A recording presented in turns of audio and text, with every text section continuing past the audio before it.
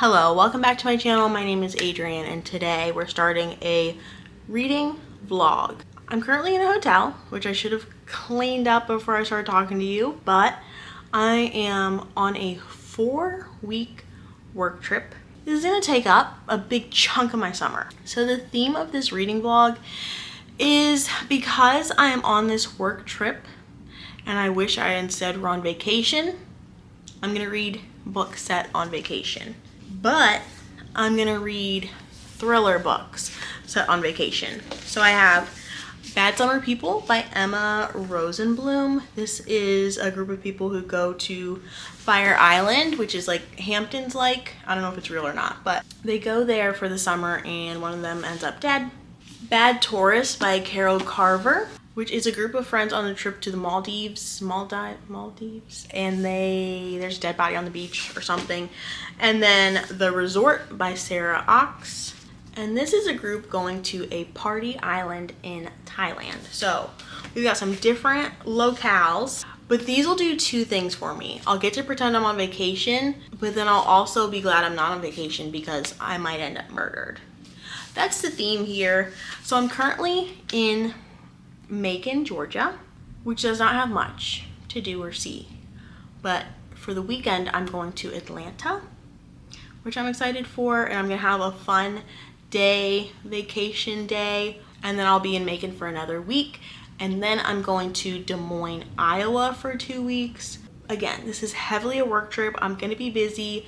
I'm gonna have some work nights and such, but I am gonna try to find some time to have fun, which I always do on a work trip. I will find time to have fun and enjoy the local stuff. So first off, I'm going to be reading Bad Summer People because I've already started reading this a bit before I traveled. And this is literally bad people during the summer. It's a group of shallow, pretentious folks who all get together. They own houses in Salcombe, which again, I'm not sure if that's real. I will find out and let you know. But it's on Fire Island. They have to take a ferry there. They're all wealthy, they're all showing off, and they're all just terrible people. And there's gonna be some cheating going on and some scandals. So let's jump into it, shall we?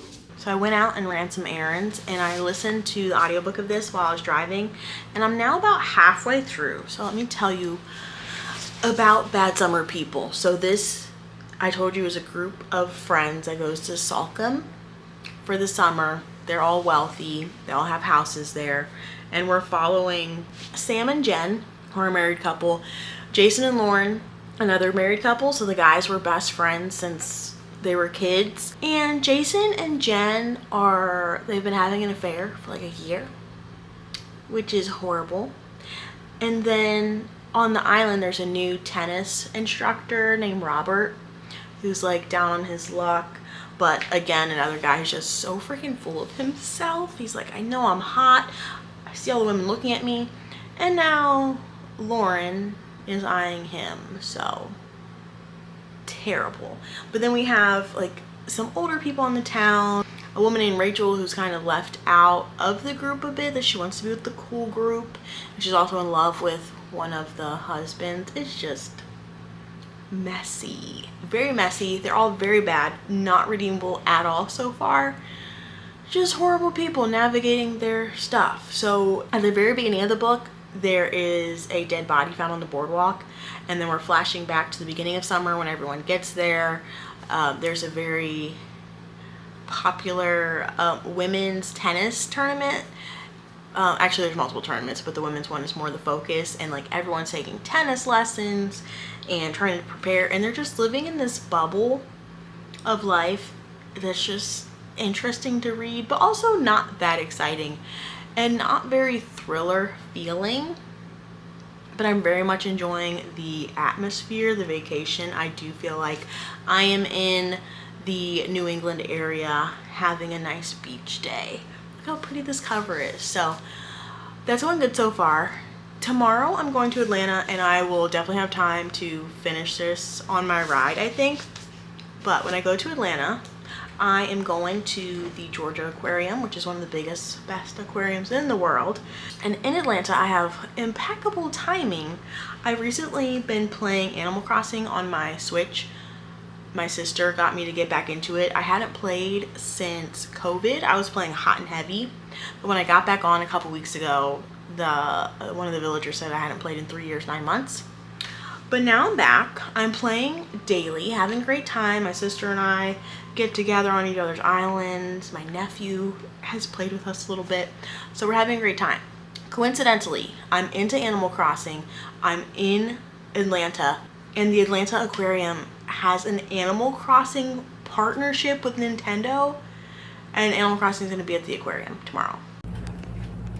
I have my own alarm clock that I bring on trips that plays brown noise. Hello, scary, sorry. But you don't need to see me right now. I want to show you my Animal Crossing island real quick. Okay, so this is me. I'm not one of those people who makes cutesy made up names. My name is Adrian in the game. But the important part for this vlog's sake is that here's my museum. So as you catch unique bug, fish, artwork, dig up fossils, you donate them to the museum. This is Blathers, the museum curator. He loves to talk. We're not going to talk to him today though. He's going to be at the aquarium tomorrow, probably as a cardboard cutout. So over here is my aquarium. So as I donate stuff, it comes in here, and you'll see like empty tanks where I haven't caught much. This is my best room. So far I have sharks. There is a room like this at the Atlanta Aquarium, I think. Or maybe I'm remembering a different one. I'm pretty sure this was the Atlanta Aquarium that I'm picturing, that had a swirl of fish in the shark tank. So all of that to say, this is where I'm headed tomorrow to see the real aquarium. Very excited. There's a room where you can just sit and enjoy a big sperm whale tank just like that. And we'll see it tomorrow. Good morning, friends. Sorry you're a little crooked. I finished my book, so I wanted to update you really quick. I finished Bad Summer People, and it was a very quick, easy read, but I'm giving it 2 stars. I don't like it. I think it was very boring, surface, no depth, just not good. We were following these people who were all cheating on each other and have this very just superficial life and view of the world. And at the very beginning, you know that there's a dead body, but that doesn't happen until so close to the end, and it's just not a significant plot point or reason for it to have even happened, except to cause a little more drama. This book really likes the drama, but I'm giving it 2 stars. I don't even know what else to say about it besides it was lame. But now I got up this morning and drove to Atlanta. I'm at Gotcha's Breakfast Bar, which hopefully I can get into quickly because then I have my aquarium timed ticket. But I started reading Bad Tourists by Caro Carver.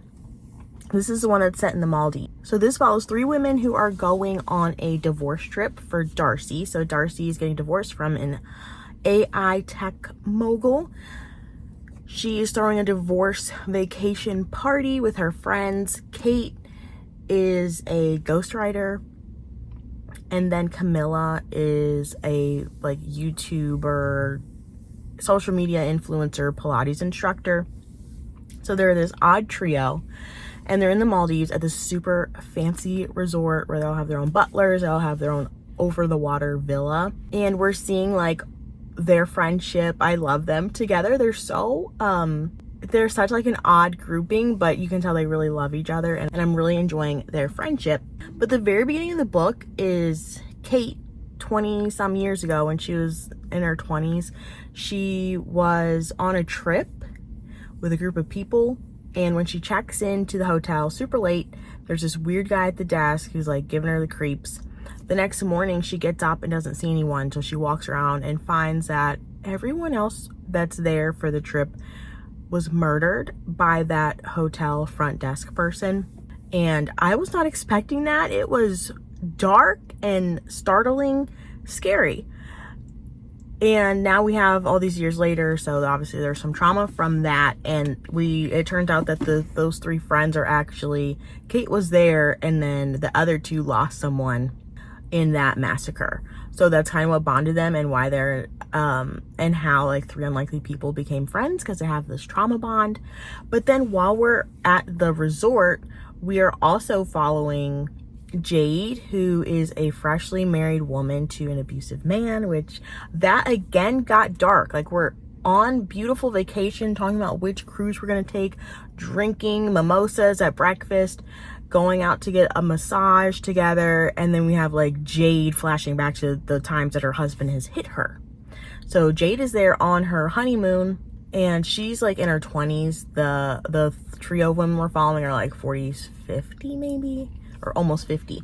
And then we also just flashed to Darcy's freshly ex-husband, Jacob, who's having some trouble at his AI company and being weird. I'm very intrigued by this. It's like half vacation, half startling surprises, which is a good thing. So I'm gonna go in and have my breakfast. I've already looked at the menu. I already know exactly what I'm gonna order. So I'm very excited. And then I'll just keep listening to my book throughout the day as I'm driving around town, and then of course driving back later. So let's go get breakfast.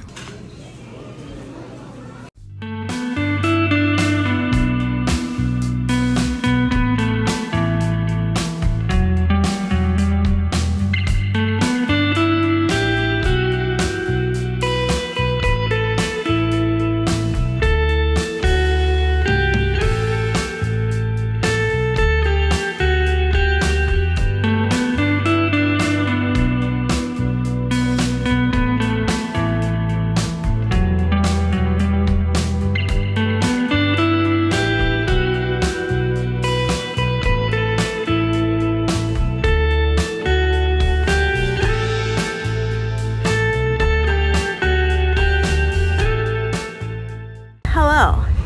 I just finished up at the aquarium, and I parked so far away to save money on parking that I hit my exercise ring by 2 p.m. So I'm already exhausted.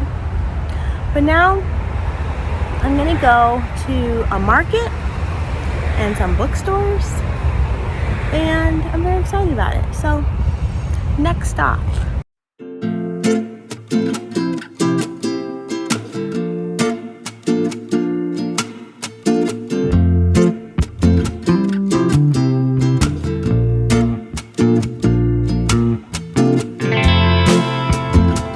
It's now Sunday. I slept in so late, and I've just been rotting away. But I thought I would give you a book haul from my book shopping yesterday, because I really overdid it for someone who was flying with luggage. We'll see how this goes. I may be setting myself up for failure, but I got so many things that I'm excited about. So I went to a bookstore in Macon called Gotswall's Books and got this shirt, and I'm including these books here. Gotswall's Books was really big. It has half Christian books and materials and then half everything else. And sometimes Christian music is just like good for jamming. So I was having a good time with that in the store. The way that the store was organized, they had a sci-fi fantasy wall, which was nice, but then most of the other fiction was all mixed together. So mystery, thriller, horror, romance, everything was mixed together. And that made the fiction section so large that it was very hard to browse. I didn't like that. But I picked up one book from there called Altered Perceptions. I picked it up because it was edited by Brandon Sanderson, but I'd never seen or heard of this before. It is an anthology with, I think, young adult authors and a lot of authors I've never heard of. I don't know. I thought it looked cool, and I had never heard of it before, and I love an anthology. And it's called Altered Perceptions. It's about different views, well, different perceptions that have been altered. So I was excited for that one.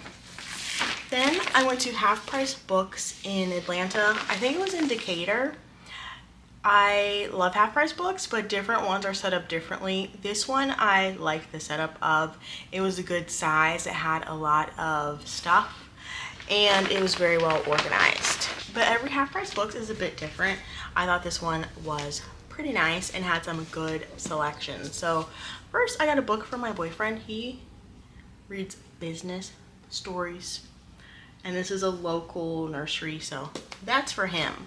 But then for myself, I don't know what possessed me, but I got 2 fantasy books.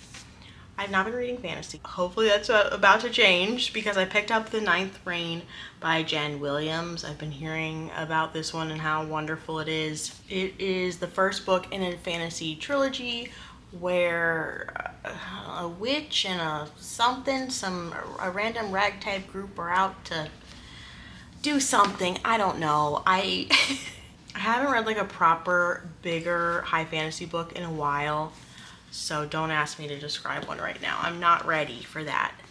And then I got a classic fantasy book that has recently had a reprinting because of the new book that's come out by Peter S. Beagle. This is The Last Unicorn. It is a classic fantasy adventure story. And Patrick Rothfuss on the cover says it's the best book he's ever read. So how can I pass that up? And then the final bookstore that I visited was called The Book Nook in Atlanta. Can't remember which part. But I had seen that they had really good reviews. Once I pulled up, it was a gross, sketchy looking store. And it said it has comics and collectibles. I was like, that's not what I want. I'm looking for books. And I almost didn't go in. I was sitting in the parking lot like, I don't even know if I want to go in there. There were no customers. But I checked the reviews again just to make sure that was the right store that I was at. And I went inside and it was my favorite bookstore. When you walk in, it is the collectibles and stuff. But past that, there's a lot of bookshelves. A lot. And then you turn the corner and there's a whole nother room of books. And then you get past those long bookshelves and there's another room. There were like 3 or 4 rooms full of books and it was wonderful. It was so well organized. They had really large sections that were really filled up. And also for the environment we were in, like the bookshelves, the building and stuff, I would have assumed they wouldn't have been the best quality books. A lot of times when I'm in a bookstore that's that large, they just take some of everything. But it seemed like they had really good, clean, quality books. And so many books that I would have bought if I didn't already own them. They had such a good selection. Coolest things I got there, which me and the fantasy, what's going on there? I repurchased a book that I already own and got a new one, but I have 2 Terry Pratchett's here in these really cool UK hardcovers. There's no dust jackets, just printed on the hardcover. They have little string bookmarks. So it's Guards and The Light Fantastic. This one, I've had long-standing plans to read for a certain video. This one, it was there and I couldn't break them up. They belong together. So I bought both of these. They're so beautiful. I didn't know this collection existed. If I read more Terry Pratchett and love it, I will be hunting them down in this cover. And yeah, I didn't need them and they were $15 each, but I could not pass them up. So I got those, and then I got 3 Harlan Coben books, which are big, heavy books that I probably shouldn't have bought, but they were only $3.99. And these are all first edition printings of these books, and they're like very good condition. So this book, for example, is from 2004 and it's clean, it's beautiful.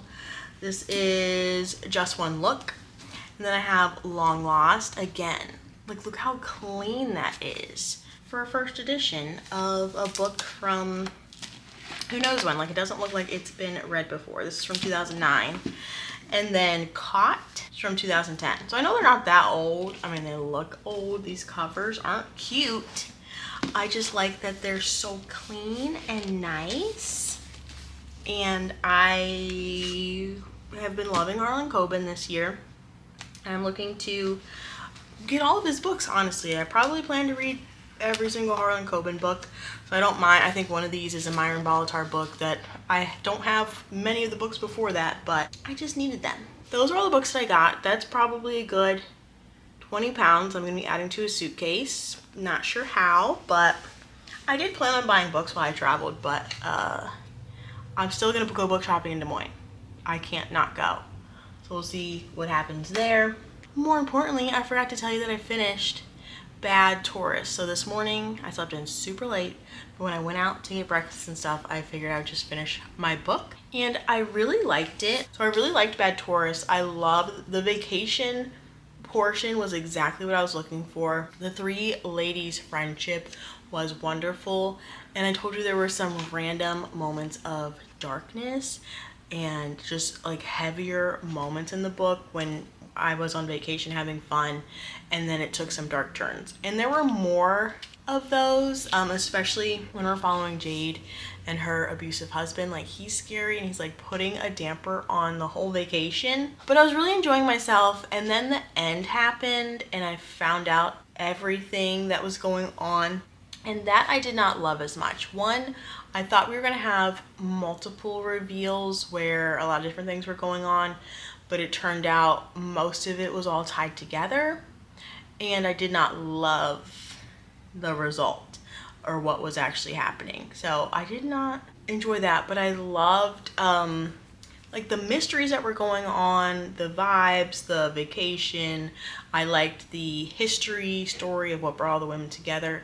There were so many things that I did like. I'll definitely read from this author some more. I have, this is CJ Cook, I'm pretty sure. And I definitely have some CJ Cook books at home that I've never read, cookbooks, and I want to read them now. So yeah, I think I'm giving this like a 3.5.